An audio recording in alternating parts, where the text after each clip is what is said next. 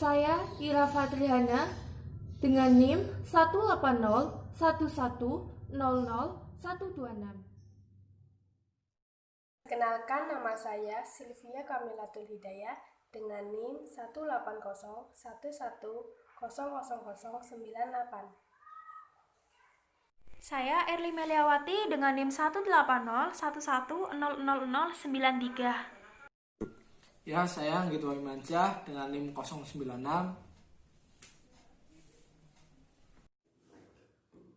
Perkenalkan, nama saya Nur Sidarul Mauludi dari kelas 5C dengan NIM 18011000119. Saya Leni Indah Purnama dengan NIM 18011000122. Yang pertama, saya akan menjelaskan pengertian dari bimbingan konseling. Bimbingan itu sendiri memiliki pengertian, yaitu suatu upaya pemberian bantuan kepada seseorang dalam rangka mengoptimalkan kemampuannya. Sedangkan konseling adalah hubungan yang pribadi antara dua orang secara tatap muka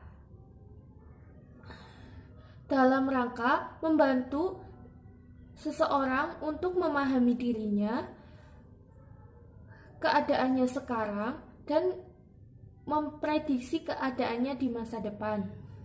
Sehingga dapat disimpulkan pengertian bimbingan konseling dalam ranah pendidikan yaitu suatu bentuk pelayanan bantuan dari tenaga pendidik, baik bantuan orientasi, informasi, maupun bimbingan kelompok, sehingga peserta didik dapat memahami dengan jelas tujuan suatu pembelajaran. Di sini saya akan menjelaskan fungsi dari BK atau bimbingan konseling. Fungsi yang pertama yaitu ada fungsi pencegahan. Fungsi ini dilakukan oleh layanan bimbingan konseling untuk mencegah siswa atau peserta didik dari segala permasalahan-permasalahan yang timbul yang menghambat adanya proses perkembangan atau pembelajaran oleh siswa atau peserta didik. Lalu yang kedua ada fungsi pemahaman. Fungsi pemahaman di sini dilakukan oleh layanan bimbingan konseling guna untuk memberikan pemahaman kepada siswa agar menemukan jati diri atau karakter dari anak tersebut yang tentunya akan menjadikan siswa menjadi lebih percaya diri dan lebih menghargai diri sendiri. Fungsi pemahaman ini dapat dilakukan melalui pemahaman terhadap diri sendiri yang tentunya akan menjadikan siswa lebih percaya diri atau siswa dapat menemukan jati dirinya. Lalu yang kedua ada pemahaman lingkungan sekitar. Di sini yaitu lingkungan sekitar yang dijelaskan itu seperti lingkungan keluarga, masyarakat, dan lingkungan sekolah. Lalu ada lingkungan yang lebih luas yaitu seperti lingkungan pekerjaan, lingkungan kebudayaan, lingkungan kemasyarakat, dan lain-lain. Lalu yang ketiga di sini ada fungsi pengentasan atau fungsi ketuntasan. Di sini dilakukan oleh layanan bimbingan konseling guna untuk memberikan solusi atau menuntaskan segala permasalahan-permasalahan yang telah dialami oleh siswa atau peserta didik, sehingga siswa atau peserta didik di sini tidak akan mengulangi kesalahan yang sama atau memiliki masalah yang sama pula yang dapat menghambat perkembangan dari siswa tersebut. Lalu yang terakhir ada fungsi pemeliharaan dan fungsi perkembangan. Ya, fungsi ini dilakukan oleh layanan bimbingan konseling guna untuk menjadikan siswa lebih aktif dalam bidangnya, atau seperti contoh siswa kelas 1 mendapatkan peringkat 1. Lalu fungsi dari layanan bimbingan konseling ini yaitu membantu siswa dalam meningkatkan potensinya atau meningkatkan prestasinya agar tidak turun menjadi lebih buruk. Tapi di sini fungsi dari layanan bimbingan konseling memberikan siswa atau membantu siswa agar prestasi yang telah diraih oleh siswa dapat dikembangkan lagi dan prestasi siswa dapat lebih ditingkatkan. Sekian dari saya, terima kasih. Tujuan bimbingan konseling. Tujuan bimbingan konseling yang pertama, merencanakan kegiatan penyelesaian studi, mengembangkan karir serta kehidupan peserta didik di masa yang akan datang. Yang kedua, menyesuaikan diri di lingkungan pendidikan dan di lingkungan masyarakat. Yang ketiga, mengetahui hambatan dan kesulitan peserta didik dalam proses menyesuaikan diri di lingkungan masyarakat dan di lingkungan pendidikan. Karena dalam proses penyesuaian diri itu pasti ada suatu hambatan dan suatu kesulitan dalam penyesuaian diri. Dan yang keempat, mengembangkan potensi dan kekuatan yang dimiliki oleh peserta didik. Sekarang peserta didik sangat kurang dalam potensi karena masih terlalu dipendam dalam diri sendiri. Jadi buat seorang guru harus mengorek potensi yang dimiliki oleh peserta didik. Yang kelima, memiliki kesadaran, keterampilan dalam peserta didik. Yang keenam, mampu melaksanakan keterampilan atau teknik belajar yang efektif. Jadi dalam setiap pembelajaran, siswa dilarang diam, harus aktif. Dan yang terakhir, mampu mengembangkan sikap positif, seperti menggambarkan orang-orang yang kita sayangi. Selanjutnya adalah motivasi berprestasi. Motivasi berprestasi adalah suatu dorongan yang ada di dalam diri siswa yang selalu berjuang dan berusaha untuk meningkatkan kemampuannya setinggi mungkin dalam semua aktivitas dengan menggunakan standar keunggulan. Di sini ada 3 standar keunggulan. Standar keunggulan yang pertama adalah standar keunggulan tugas, yaitu berhubungan dengan pencapaian tugas sebaik-baiknya. Standar yang kedua yaitu standar keunggulan diri, berhubungan dengan pencapaian prestasi yang lebih tinggi dibandingkan dengan prestasi yang pernah dicapai selama ini. Dan standar keunggulan yang ketiga yaitu standar keunggulan siswa lain, berhubungan dengan pencapaian prestasi yang lebih tinggi dibandingkan dengan prestasi yang dicapai oleh siswa lain. Ada 2 faktor yang mempengaruhi motivasi berprestasi pada peserta didik. Faktor yang pertama adalah faktor intern, yaitu faktor yang berasal dari dalam diri siswa tersebut. Apa saja faktor intern? Yang pertama yaitu kemampuan, adalah kekuatan penggerak untuk bertindak yang dicapai oleh manusia melalui latihan belajar. Dalam proses motivasi, kemampuan tidak mempengaruhi secara langsung, tetapi lebih mendasari fungsi dalam proses motivasi. Individu yang mempunyai motivasi berprestasi tinggi biasanya juga mempunyai kemampuan yang tinggi pula. Faktor intern yang kedua yaitu kebutuhan. Kekurangan yang artinya adalah sesuatu yang kurang, dan oleh karena itu timbul kehendak untuk memenuhi atau mencukupinya.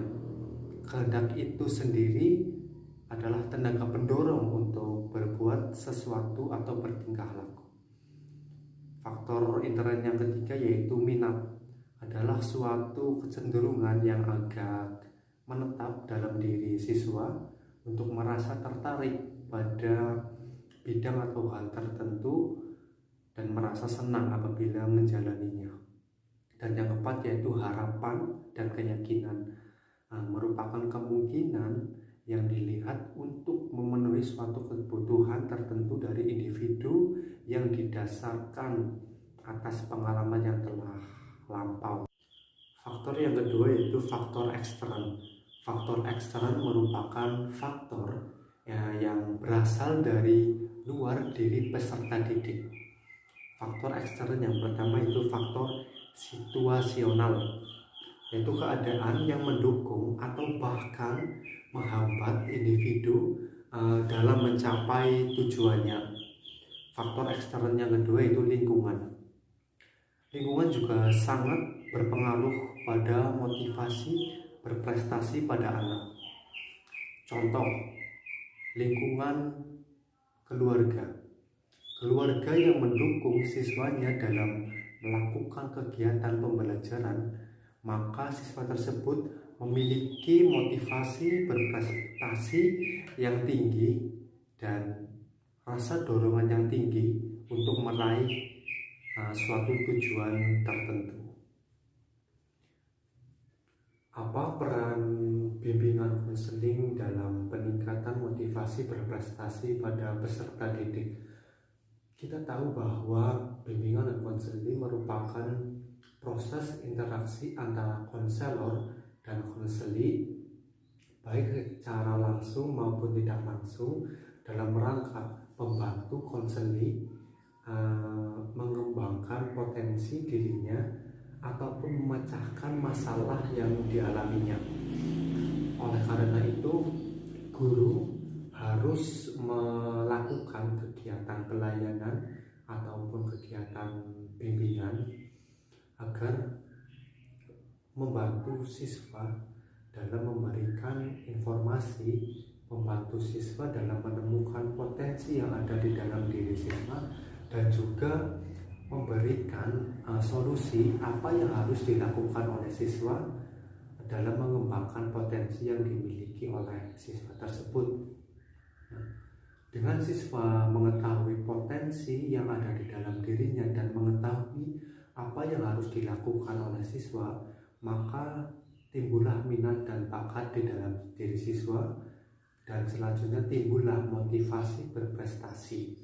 Siswa memiliki dorongan untuk mengembangkan potensi yang ada di dalam dirinya untuk meraih suatu tujuan tertentu atau prestasi tertentu.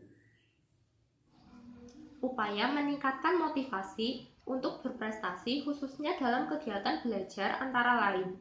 Yang pertama, mengatur jadwal belajar. Mengatur jadwal belajar dalam sehari-hari, ada baiknya merencanakan belajar di hari sebelumnya, mengatur waktu khusus untuk belajar dan waktu untuk bermain atau bersantai. Yang kedua, fokus 5 menit.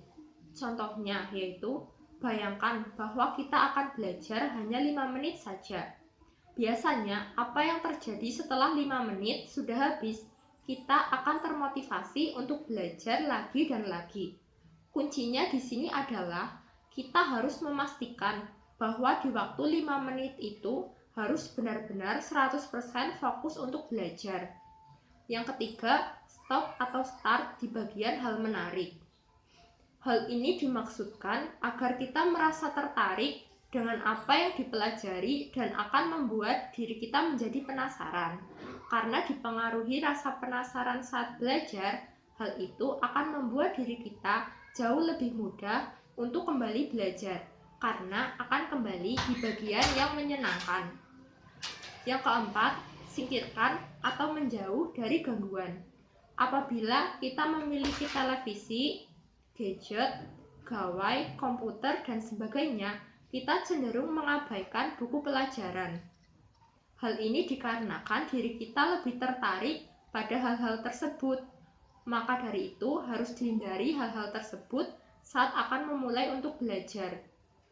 Dengan menghindari hal itu, maka akan lebih mudah fokus pada apa yang sedang kita pelajari. Yang kelima, tetapkan tujuan. Kita harus mempunyai tujuan. Ketika ada target untuk bertujuan, maka akan lebih termotivasi untuk bangkit dalam menghadapi tantangan dan akan mendorong motivasi diri untuk mencapainya. Itulah sebabnya menetapkan tujuan akan meningkatkan tingkat motivasi diri. Rasa puas yang didapatkan dari pencapaian tujuan juga merupakan penguat keyakinan. Tetap fokus ke tujuan untuk mencapai apa yang kita harapkan.